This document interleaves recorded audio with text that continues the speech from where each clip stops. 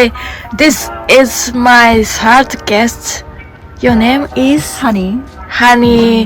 Thank you for being my guest. I appreciate it. So, could you talk about yourself first, please? Yeah, so my name's Honey and I grew up in Perth and then I moved over east and I've been living over east for the last 10 years. Last 10 years? Yeah, and my father grew up there, so I've got a lot of family on the east coast and I just love it over there. But every now and again I travel over to WA and yeah, off and on. I've lived over there for a bit, then I lived overseas. I travelled a lot overseas and then probably about 7 years I've had vans. This is probably like my third van. Van, is it? Oh my god! My best van. It's our best van. Yeah, I finally got a good one. So a couple of years ago I decided I was going to buy a house and then instead of buying a house I brought a house van, and when I brought it, it was just a shell at the time. An old guy had brought it and travelled around Australia in it, but it had nothing in here. So a friend of mine helped me create this and build it up. I did the design and he put it all together. He was incredible with his hands and amazing woodworker, though he wouldn't call himself that. And after that took us about 3 months of building, and then I went travelling to Tasmania and travelled around this in Tassie for 2 months. With this van? Yeah, with this van. Oh my gosh. Yeah, and I absolutely love that. And up and down Tassie and then back up to the Byron Bay, close to where I live. And then, yeah, I was living there for a little bit. Then I decided to go back over to WA, catch up with family after COVID because I hadn't seen them in a long time. Oh, I see. And I took the van over because wherever I go, the van goes because it's home.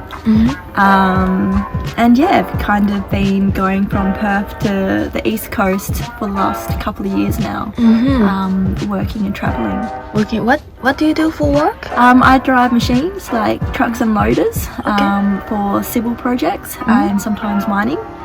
And I'll do like a 6 months contract here and there. Okay. But I actually, like, my passion is art and counselling, so I study counselling part-time. And now?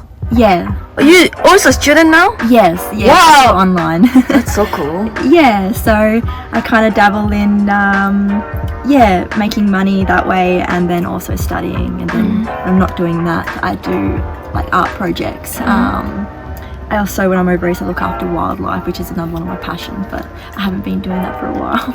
No, you have still time. You know. So after this, you're gonna move back to East Coast again? Yeah, so I'll probably stay here for a little while, just earn some money because I am still looking at buying a home and getting out of the van. As much as I love the van, I want to set up on a bit of property at some point. But I'm going to stay working for a while until I'm ready to go back. So this is my kitchen. I wanted to make a big kitchen for the van because I do like to cook. So this is my sink. Yeah. And I got a filter system underneath there and my water tank's underneath my bed as well. My fridge is usually in this spot, but it's come out. This is my food storage. I've got my vanity cupboard just full of toiletries and that sort of thing. I've got a little portable toilet in here. My power station is here. Oh wow, So- mechanical. Yeah, the van's run on solar.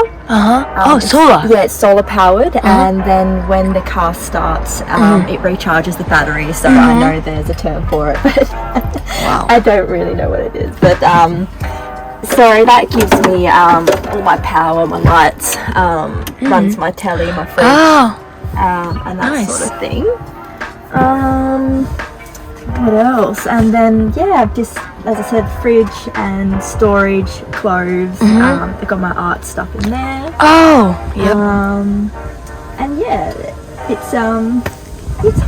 I kind of just decorate it and I can't have real plants at the moment because you can't take real plants across the border when traveling across Australia. Oh, really? Even in Australia? Yeah. Oh, so strange. It's yeah, and but it was a beautiful build. Like it was such a beautiful time while we were building. You know, we had like such a lovely routine of getting up and making avocado toast and coffee, and then coming out here and going to Bunnings, and there was just a lot of love put into this van, a lot of hard work. But we created this space, and I was very fortunate. Like the sunroof had already come with the van. Oh, really? That's nice. Yeah.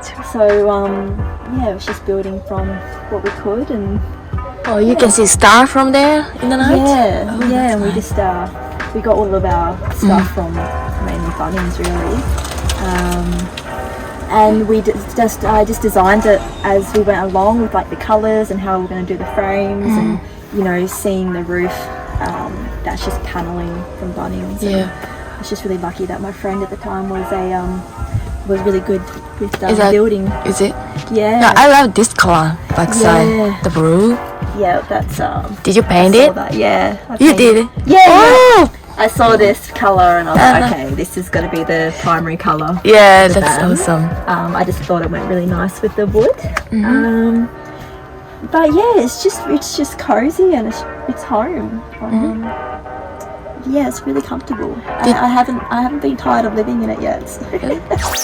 So for now, I'd love to know your experience from travel for 10 years. Yep. Yeah, so I started when I was about 18, I think. 18? Oh my gosh. Just like off and on. You know, I knew from a kid when I was about 9 that I wanted to see the world. So yeah, that's kind of how I started on machinery as well, working on civil sites. And yeah, I travelled through parts of Europe in my early days. And then I lived in South America off and on. Mainly through Bolivia. I was working at a wildlife rehabilitation centre called Intiwariasi, and that was really beautiful. I was looking after an ocelot, which is an Amazonian wildcat. Named Tigra, and she was amazing. And I was also working in the primate section. And then I left there for a little bit and continued travelling through South America, through like Ecuador and Peru and other places. I just went everywhere. Just followed my nose. For about 9 months. I travelled by bus and kind of did it the old-fashioned way, going to hostels and eavesdropping to good sites around the place, and I just catch a bus and I'd travel around. And then up to South America, I did some work in America and California. I was just working on conservation projects around there for a little while. Then I went back to South America again, and I got a job working as a bird coordinator in the exotic birds department of the same wildlife rehabilitation centre in Intiwariasi. And then, this isn't in order. I spent a lot of time in Asia. Like I did, traveled through China, which is one of my favourite places. Vietnam, and then I went through. I stayed in India for a long time. Teachers yoga training. Cambodia, probably more places. Again, I just travelled. Following my nose where it took me, and some of it was planned. I travelled there in my really early 20s with a friend, and we planned a couple of months, but other times just followed my nose. Especially love Bali, the beautiful parts of Bali, the not too touristy places. I kind of go there quite a bit just to ground myself if I can. That was just saving money for a long time, for like a year, and then travelling for a long time. So rather than going overseas, Australia is so far away from everywhere. Rather than doing like a month here and there, I save up and I'll go for a long time. Then I went to South Africa for a little while, and I did another conservation project working on a reserve, just doing data analysis as a volunteer. And that was just a good experience to be able to see the animals and where it wasn't like a tour. So I was there for about a month. I've been to a few other places. But I just always loved to travel and meet people and see the world, and I really love my own company as well, so I enjoy having, that time on my own and just complete freedom, and then meeting people along the way. And I was in England for a little while before COVID hit, playing music. Playing music? Yeah, I was doing quite a bit of busking in the streets. You're so talented. Oh, it was amazing. So much like nightlife and beautiful people and giving people as well. And I had a friend there, and he was also a musician. So we played like a lot of music together, which was amazing. And then I was supposed to move to Portugal before COVID hit. I did have people instill a little bit of that fear in me. Well, not so much fear, but just I already knew that there were dangerous places.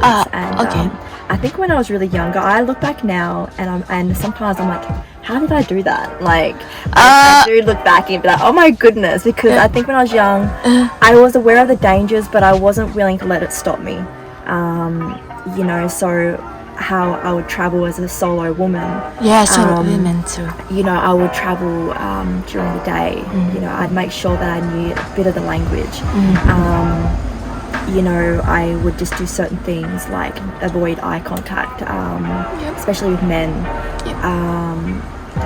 Just kind of being aware of my surroundings. Meeting someone that I trusted and traveling with them if it was at night time.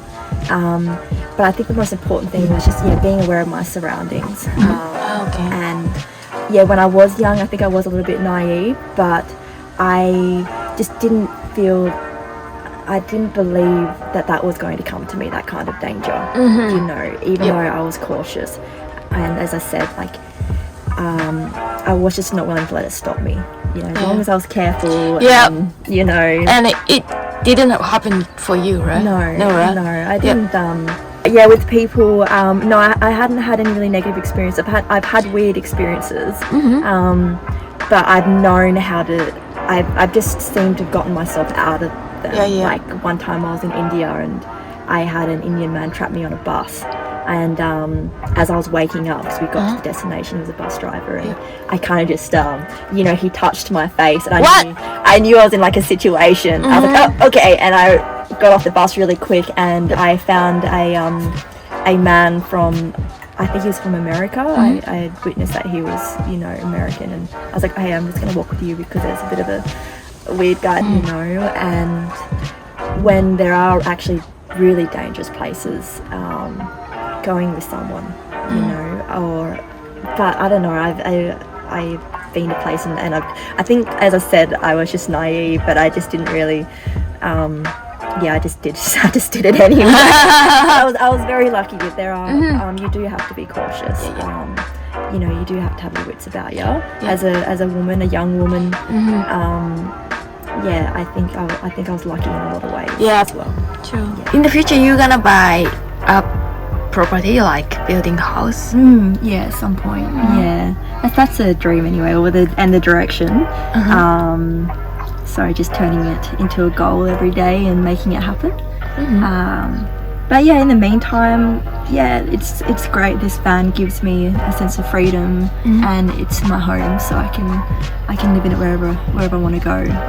So it makes life a lot easier. But by the way, why did you change the mind, like to buy a house, to buy van? I just wasn't ready. I wasn't ready to have a mortgage. I've had a lot of flexibility in my life where I've worked, and then I've had time where I volunteered or travelled. So the thought of going into a mortgage and working for a really long period of time, I guess it freaked me out a little bit. I wasn't ready. So with the van, I could pay it outright, and I could keep doing what I love, which is travelling. Are you happy? Pretty happy, Cool. Awesome. You're so sweet. Thank you. Thank you.